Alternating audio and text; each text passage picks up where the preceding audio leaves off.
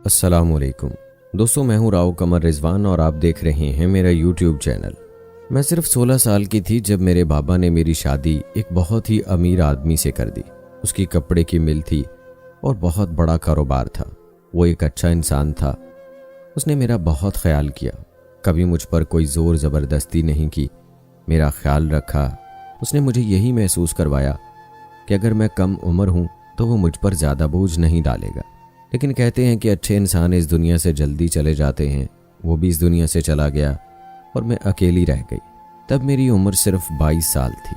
मेरे बाबा भी इस दुनिया से जा चुके थे। मैं बड़े से बंगला नुमा घर में रहती थी। कारोबार था जिसको मैं खुद ही संभाला करती थी, क्योंकि उस शख्स ने मुझे कारोबार संभालना सिखाया था।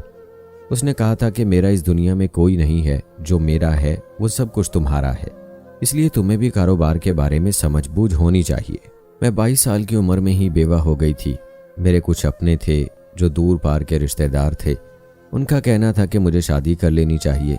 मैं एक अमीर औरत हूँ, मेरे पास घर है, कारोबार है, मेरी उम्र भी इतनी ज़्यादा नहीं और शक्लो सूरत की भी अच्छी हूँ, मुझे आराम से कोई भी रिश्ता मिल जाएगा। लेकिन मैं किसी से भी शादी नहीं करना चाहती थी। एक जगह ज़बरदस्ती उन लोगों ने मेरा रिश्ता पक्का कर दिया और मंगनी भी हो गई। लेकिन शुक्र है कि हमने मंगनी ही की थी, निकाह नहीं, क्योंकि मुझे उन लोगों का बहुत जल्द पता चल गया कि उनकी नज़र सिर्फ मेरे कारोबार और दौलत पर है। कहते हैं कि मंगनी की कोई शरई हैसियत नहीं होती है, इसीलिए कुछ लोग उसके खिलाफ भी होते हैं। पर मुझे लगता है कि मंगनी ज़रूर करनी चाहिए, ताकि घरों में आना जाना शुरू हो तो पता चले कि कौन किस मिजाज का है। मैं जब भी उनसे मिलती वो मुझसे मेरे कारोबार के बारे में पूछते, कितना कमा लेती हो, कितना प्रॉफिट आता है, कितने सरमायाकार हैं, कारोबार कहाँ तक फैला हुआ है। कारोबार की ही बातें करते थे। फिर उनके साथ बदमज़गी हो गई और रिश्ता ख़त्म हो गया। उसके बाद से मैं बिल्कुल भी शादी का इरादा नहीं रखती थी और मेरी उम्र भी बढ़ने लगी। अब मैं 28 साल की हो गई। जब एक दिन मैं बाज़ार में शॉपिंग कर रही थी कि एक लड़का मेरे पास भीख मांगने के लिए आया। मैंने कहा कि तुम भीख मांगते हो, कोई काम क्यों नहीं करते हो? आज तो मैं तुम्हें पैसे दे दूंगी, लेकिन बाद में तुम क्या करोगे? उसने कहा कि मेरा इस दुनिया में कोई भी नहीं है और मुझे कोई काम देता ही नहीं है, तो मैं क्या करूं? मैं भी मेहनत करना चाहता हूं। मेरा नाम नासिर है, लेकिन कोई काम ही नहीं दे रहा। मैंने कहा कि अगर मैं काम दूं तो मेरे घर चलोगे? उसने कहा कि कोई भी काम करने को तैयार हूं। मैंने कहा कि ठीक है। मैंने उसे अपने घर का पता बता दिया और कहा कि अगर काम करने का इरादा हो तो आ जाना। वो अगले दिन ही आ गया। इसका मतलब कि वो काम करना चाहता था, लेकिन उसको कोई काम नहीं मिल रहा था। उसकी उम्र उस वक्त 17 साल थी। मुझे अच्छा लगा कि वो अगले ही दिन आ गया, यानी वो मेहनती लड़का था। मैंने उसे कहा कि तुमने इस घर को संभालना है। इस घर में एक नौकर आता है जो काम करता है, तुमने उससे काम करवाना है। घर का सौदा सलफ लेके आना है और पूरे घर पे नज़र रखनी है, और आज से ये घर तुम्हारी जिम्मेदारी है। वो इस बात पे बहुत खुश हो गया और उसने कहा कि आप फिक्र न करें, आपको शिकायत का मौका नहीं मिलेगा। मैं उस घर को अपना घर समझकर इसका बहुत ज़्यादा ख्याल रखूँगा। अब मैं भी घर से काफ़ी मुतमईन हो गई थी। बिजली के बिल भी वो जमा करवा देता था, घर का ख्याल भी रखता, बाहर बाग की सफाई भी करवा देता, घर में सौदा सलफ भी आ जाता। एक दिन मेरा एक कज़न मुझसे मिलने के लिए आया जो मेरी खाला का बेटा था।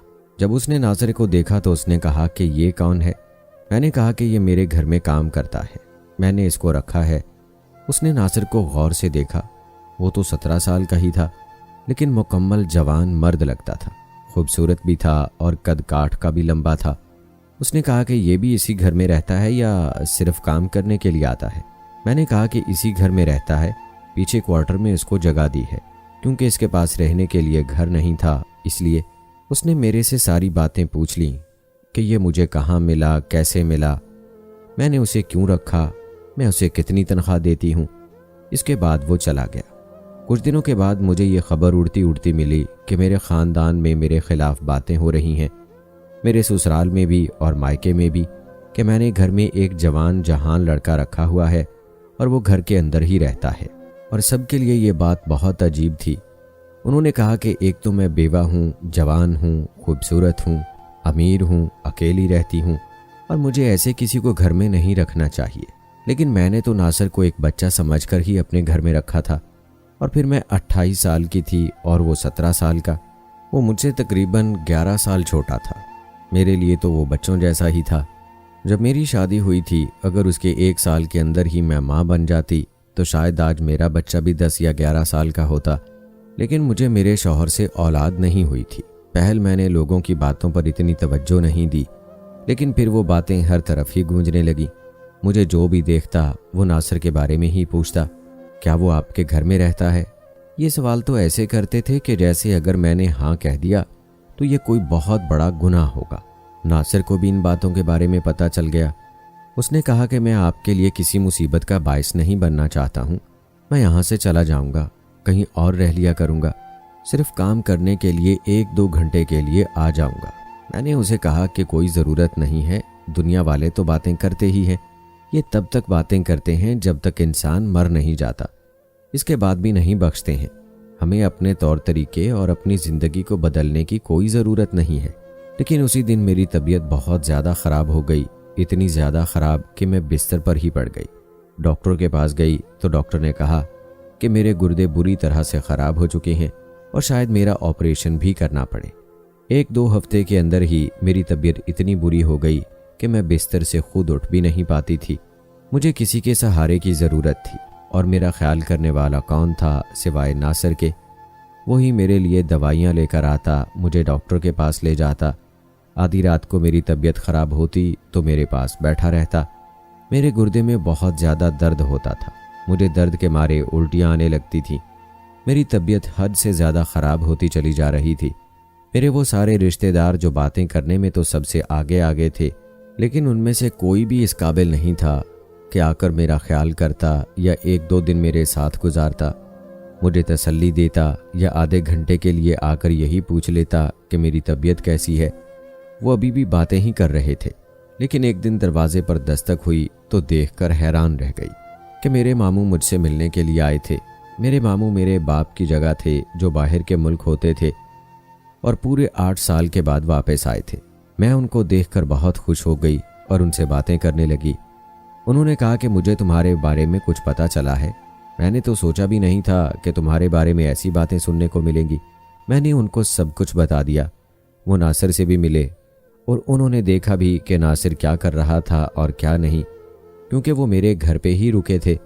मैंने कहा कि मामू देख लें, ये तो बच्चा है, घर को संभालता है और लोग क्या कह रहे हैं। मेरे मामू ने कहा कि देखो, लोग ऐसे ही बातें करते रहते हैं, तुम एक काम क्यों नहीं करती हो, तुम इसी के साथ शादी क्यों नहीं कर लेती। मैंने कहा कि क्या, ये आप क्या कह रहे हैं। उन्होंने कहा कि मेरी पूरी बात तो सुनो। देखो, तुम खुद ही कह रही हो कि ये वफादार है, तुम्हारा ख्याल रखता है, नेक दिल है, अच्छा इंसान है, तुम इसके साथ शादी कर लो तो सबके मुंह बंद हो जाएंगे। मैंने कहा कि मुंह बंद नहीं होंगे, बल्कि वो कहेंगे कि जो हमारा अंदाज़ा था वो सच निकला, उसका वाकई इस लड़की के साथ कोई ताल्लुक था, तभी तो इसके साथ शादी कर ली। मेरे मामू ने कहा कि कुछ दिन बातें करेंगे, उसके बाद भूल जाएंगे, लेकिन तुम्हें एक अच्छा हमसफ़र मिल जाएगा। मैंने कहा कि वो उम्र में मुझसे छोटा है। तो मेरे मामू ने कहा कि औरत भी तो अपने से बड़े मर्द के साथ शादी कर लेती है, तो फिर मर्द अपने से बड़ी औरत से शादी क्यों नहीं कर सकता। और मुझे नहीं लगता कि नासिर को कोई मसला होगा, लेकिन मैं बिल्कुल भी नासिर से शादी नहीं करना चाहती थी। मेरे मामू ने मेरे साथ बहस करनी शुरू कर दी तो मैं खामोश हो गई। उन्होंने कहा कि तुम फिक्र नहीं करो, मैं उससे बात कर लूँगा, मुझे यकीन है कि वो फ़ौरन मान जाएगा। मैं तुम दोनों की शादी करवा के ही जाऊँगा ताकि मुझे भी तुम्हारी फ़िक्र ना रहे और लोगों की ज़ुबानें भी बंद हो जाएं।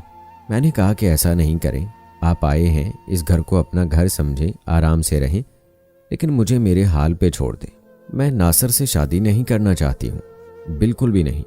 मैं ऐसा करने के बारे में सोच भी नहीं सकती थी। लेकिन फिर मेरे मामू ने बिना मुझसे पूछे, मुझसे मशवरा किए नासिर से ये बात कर डाली। वो भी खाने के टेबल पे जब वो खाना रख रहा था। मेरे मामू ने कहा कि तुम भी हमारे साथ बैठ जाओ। मैंने नासिर को कभी नौकर की तरह ट्रीट नहीं किया था। वो भी इस घर में जहाँ चाहता वहाँ बैठ के खाना खाता और जहाँ चाहता वहाँ बैठ सकता था, टीवी देख सकता था। मैंने कभी उसे नहीं रोका था। वो भी बैठ गया और मामू ने ये बात कर दी, वो भी मेरे सामने।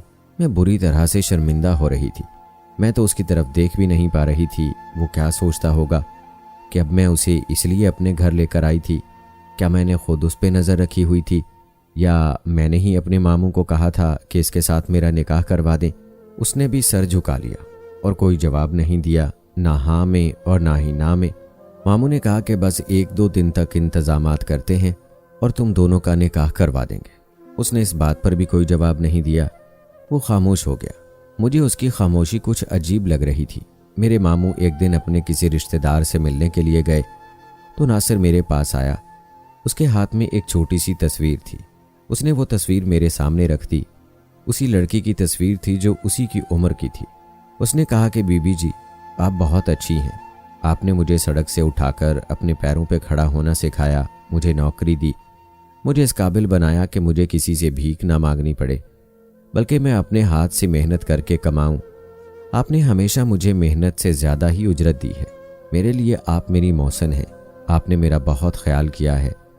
पर ये लड़की देख रही हैं, ये मेरी कज़न है जिसे मैं बहुत मोहब्बत करता हूँ। पर उन्होंने मुझे रिश्ता नहीं दिया क्योंकि हम लोग बहुत गरीब थे। फिर मेरी माँ भी इस दुनिया से चली गई और मेरे घर पे मेरे चाचू ने कब्जा कर लिया। तब मैं बहुत छोटा था, उन्होंने मुझे घर से बाहर निकाल दिया। उसके बाद से मेरी ये हालत हो गई कि मैं सड़कों पे भीख मांगने लगा। पर उस लड़की को बचपन से मोहब्बत करता हूँ और अभी भी सोचता हूँ कि कुछ पैसे जमा कर लूँ ताकि उसके लिए एक घर बना सकूँ जहाँ पर मैं उसके साथ रहूँ। आपके मामू ने जो भी बात की वो उनकी मर्जी थी, मैं अच्छी तरह जानता हूँ, लेकिन आपसे यही कहने के लिए आया हूँ कि आप उनको समझाएं कि वो ऐसी बात नहीं करें। वो बड़े थे, मैं उनके मुंह पे इनकार नहीं करना चाहता था। कोई ऐसी बात नहीं करना चाहता था जिस पर वो ये सोचे कि इस नौकर की तो इतनी लंबी जुबान है। इसीलिए आपसे कह रहा हूँ। मैंने उसकी बात सुन ली और मैंने उसे कहा कि जो मामू चाहते हैं मैं ऐसा कभी भी कुछ नहीं होने दूंगी, तो फिक्र नहीं करो। वो शुक्रिया बोल के वहाँ से चला गया और मेरे मामू भी 1 हफ्ते के बाद चले गए। मैंने उनको साफ साफ कह दिया कि मैं शादी नहीं करना चाहती। वो मुझसे कदरे नाराज़ हो गए क्योंकि वो मेरे घर से तो चले गए थे लेकिन अभी वापस नहीं गए थे। वो किसी और रिश्तेदार के घर पे रहने लगे। मुझे इस बात से बहुत दुख पहुंचा था। एक वही मेरे अपने थे और वही मुझे यूं छोड़कर चले गए, नाराज़ हो गए क्योंकि मैंने उनकी बात नहीं मानी, उनकी बात का मान नहीं रखा। लेकिन जो मैं नहीं कर सकती थी वो मैं कैसे कर लेती। और यही जानते हुए कि नासिर किसी और से मोहब्बत करता था, मैं ऐसा सोच भी नहीं सकती थी। और बहुत अच्छा इंसान था। उस जैसे लोग इस दुनिया में कम होते हैं। इसके अंदर वफा थी। वो एक नौकर था और नौकर के तौर पर वफादार था। अगर एक शौहर होता तो बेशक शौहर के तौर पर भी वफादार ही होता। कहते हैं कि इस दुनिया में दौलत से आप सब कुछ खरीद सकते हैं, मोहब्बत भी। जी हाँ, आप किसी की सारी ख्वाहिशात पूरी करते हैं, उसके लिए घर बनाएं, गाड़ी बनाएं, उसको अपने साथ उसकी पसंद की जगहों पर ले जाएं, उसका ख्याल करें, उससे जुड़े लोगों को नवाजें, तो शायद उस इंसान को आपसे मोहब्बत भी हो जाए। लेकिन वफा कभी भी खरीदी नहीं जा सकती। ये आपके नसीब में होती है तो आपको मिलती रहती है और अगर नहीं हो तो कभी नहीं मिलती। मैं चाहती तो खुद गर्ज हो सकती थी, बीमार थी, अकेली थी। माँ बाप ने एक फ़ैसला करके मेरी ज़िंदगी को शुरू से ही ख़राब कर दिया था। कम उम्री में बड़ी उम्र के मर्द से मेरी शादी करवा दी। मुझ पर बेवगी का धब्बा लग गया। छोटी सी उम्र में ही इतने बड़े कारोबार को संभालने लगी। ये सब कुछ आसान नहीं था। मुझे दुनिया वक्त से पहले ही दिखा दी गई थी। एक दिन मैंने नासिर को कहा कि वो जिस लड़की से शादी करना चाहता है उसके घर मैं जाऊंगी और उसके लिए उसका हाथ मांगूंगी। मैं उस लड़की को कहूंगी कि तुम्हारे पास सब कुछ है, इसीलिए वो तुमसे शादी कर ले। अब मुझे ऐसा लगने लगा कि अगर मैंने नासिर की ख्वाहिश पूरी कर दी तो मुझे सुकून मिल जाएगा, मेरे अंदर जो खला है वो पूर हो जाएगा। इस बात पर वो बहुत खुश हो गया और उसने मुझे कहा कि ठीक है। मैंने काफ़ी अरसे से उनसे राब्ता नहीं किया क्योंकि उन्होंने कहा था कि जब कुछ बन जाओ तब वापस आना। पर अब हम वहाँ पर जाएंगे तो वो लोग हैरान रह जाएंगे। हम लोग गाड़ी में जाएंगे। मैंने कहा कि वो लड़की भी तुमसे मोहब्बत करती है? तो उसने कहा कि हाँ, वो लड़की भी मुझसे मोहब्बत करती है लेकिन अपने माँ बाप से बहुत डरती है। हम लोग उनके घर की तरफ रवाना हो गए। हम एक ही गाड़ी में जा रहे थे। वो लड़की ज़रूर हैरान रह जाती जब नासिर को गाड़ी से निकलते हुए देखती। मैंने नासिर को अपने शौहर के कपड़े भी दिए और उसे कहा कि वो अच्छे से तैयार हो जाए और वाकई बहुत खूबसूरत लग रहा था। ऐसे लग रहा था कि कोई बहुत अमीर आदमी है। मेरा शौहर अमीर तो बहुत था लेकिन शक्लो सूरत से कोई किराने की दुकान वाला लगता था। लेकिन नासिर जो एक घर का काम करने वाला नौकर था, अच्छे कपड़े पहनकर सचमुच मालिक ही लग रहा था। हम लोग जब उस लड़की के घर के पास पहुंचे तो उसी ने दरवाज़ा खोला और नासिर को और मुझे देखकर कुछ अजीब सी हालत में आ गई, जैसे बहुत ज़्यादा हैरान रह गई हो। इससे पहले कि हम लोग कुछ बोलते, उसी ने कुछ कहना शुरू कर दिया जो शायद हम दोनों की उम्मीद से बाहर था। उसने कहा कि अच्छा नासिर, तूने शादी कर ली? मुझे तो पहले ही पता चल गया था कि तू किसी बड़ी मेम के घर में काम कर रहा है और तूने उसके साथ शादी कर लेनी है। तो यही है वो औरत। हाँ, अमीर भी है और खूबसूरत भी, तभी तूने इसके साथ शादी कर ली है ना? तो खुद गर्ज हो गया, तुझे सब कुछ जो मिल रहा था इससे शादी करके, और मेरा क्या है? पर मैं तुझे बता दूं कि जब मुझे पता चला कि तूने इस अमीर औरत से शादी कर ली है तो मैंने भी शादी के लिए हाँ कह दी और 1 हफ्ते के बाद मेरा निकाह है। वो लड़की एक ही सांस में बोली और उसने दरवाज़ा बंद कर दिया। थोड़ी देर के बाद उसकी माँ की आवाज़ आई, कौन था? तो उसने कहा कि कोई मांगने वाला था। मैंने कह दिया कि यहाँ पे कुछ नहीं है। वो जैसे ही हमें सुना रही थी वहाँ से बोल के वापस चली गई। मैंने नासिर को देखा तो वो ऐसे खड़ा था कि जैसे उसके जिस्म से रूह ही निकल गई हो। मैंने कहा कि तुम ठीक हो? उसने कहा हाँ मैं ठीक हूँ, चलें वापस चलते हैं। लेकिन वापसी पर वो गाड़ी इस तरह चला रहा था कि जैसे वो वहाँ पर मौजूद ही नहीं है। उसके बाद से वो चुप चुप और खामोश रहने लगा, न किसी से ज़्यादा बात करता। उसने मुझे जितना भी बताया था उससे यही अंदाज़ा होता था कि उस लड़की से वो बहुत ज़्यादा मोहब्बत करता था। इतनी मोहब्बत कि उसके लिए कुछ बनना चाहता था, मेहनत करना चाहता था और सारी ज़िंदगी उसके साथ गुजारना चाहता था। पर उसने उस पर ज़रा सा भी भरोसा नहीं किया। और कहते हैं कि जिस रिश्ते में भरोसा नहीं होता वो रिश्ता खोखला होता है। एक दिन मेरे रिश्तेदारों में से सब बड़े बड़े लोग इकट्ठे होकर मेरे घर आ गए, यानी मेरे चाचू, मामू, मेरी फूफो के शौहर और मेरे दादा के भाई भी जिंदा थे, जिनको हम दादा ही कहते थे। उन्होंने कहा कि तुमने क्या बेशर्मी मचाई हुई है, इस जवान मर्द को अपने साथ रखा हुआ है, हर कोई हमसे पूछता है, हम लोग जवाब दे देकर थक गए हैं, इसे नौकरी से निकालो और हमारे साथ चलो। वो लोग मुझ पे उंगलियां उठाने लगे। मैं ना चाहते हुए भी कमज़ोर पड़ गई। मैंने रोना शुरू कर दिया। मैं उनको सफाइयाँ देने लगी कि ऐसा कुछ नहीं है। मेरी हालत बुरी हो गई, मेरी तबीयत ख़राब होने लगी, मुझे चक्कर आने लगे। तो बढ़कर मुझे नासिर ने ही सहारा दिया। उन लोगों ने कहा कि दूर रहो, कौन होते हो तुम इसको हाथ लगाने वाले। लेकिन अगर वो मुझे छोड़ देता तो मैं ज़मीन पे गिर जाती। तब उसने ऐसी बात कही कि वो सब लोग भी हैरान रह गए। उसने कहा कि होने वाली बीवी है मेरी, शादी करूंगा मैं इससे, आप लोगों को कोई मसला है? इस बात पे वो लोग खामोश हो गए। उन्होंने मेरी तरफ देखा तो मैंने भी जवाब नहीं दिया, पर ऐसा तासुर दिया कि जो ये कह रहा है वो बिल्कुल ठीक है। उन लोगों ने कहा कि हाँ तो फिर कर लो शादी, क्यों इस तरह के हालात मचा रखे हैं, शादी करनी है तो कर लो, निकाह कर लोगे तो गुनाह से बच जाओगे। वो लोग जाते जाते भी अजीब सी बातें करके वहां से चले गए। नासिर ने मुझे सोफे पे बिठाया, पानी का गिलास पिलाया। उसने कहा कि आप क्यों इतनी टेंशन लेती हैं? मैंने कहा कि तुमने क्यों उनके सामने ऐसी बात की, अब वो हमारे पीछे पड़ जाएंगे और कहेंगे कि शादी क्यों नहीं कर रहे हो।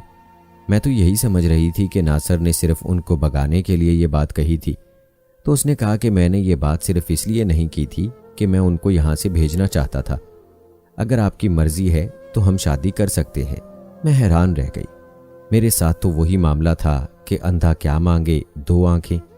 मैं किसी और पे भरोसा नहीं करना चाहती थी। मैंने रोते रोते हाँ में सर हिलाया और नासिर ने कहा कि बस फिक्र नहीं करें, सब कुछ ठीक हो जाएगा। हम दोनों ने निकाह कर लिया, सबके मुंह बंद हो गए और अब हम लोग एक साथ रहते हैं। हमारी उम्र में 11 साल का फ़र्क है, लेकिन हमारी ज़िंदगी बहुत अच्छी गुजर रही है। ऐसे दिल से एक दूसरे को कबूल कर लिया जाए तो फिर सब कुछ ठीक हो जाता है। मुझे ऐसा लगता है कि एक दूसरे से मोहब्बत होने से ज़्यादा एक दूसरे के लिए आपके दिल में इज्जत होना बहुत ज़रूरी है और हम दोनों एक दूसरे की बहुत इज्जत करते हैं। आपको क्या लगता है कि मैंने सही फैसला किया? कमेंट बॉक्स में ज़रूर बताइएगा। दोस्तों, मैं बहुत मेहनत करके आपके लिए इतनी अच्छी और सच्ची कहानियाँ लाता हूँ जिनसे आपको बहुत कुछ सीखने को मिलता है। इसलिए आप मेरे चैनल को भी ज़रूर सब्सक्राइब कर लें। वीडियोज़ को अपने प्यारों के साथ भी ज़रूर शेयर करें ताकि वो भी इनसे सबक सीखें। मिलते हैं अगली वीडियो में, तब तक के लिए मुझे इजाज़त दें। अल्लाह हाफिज़।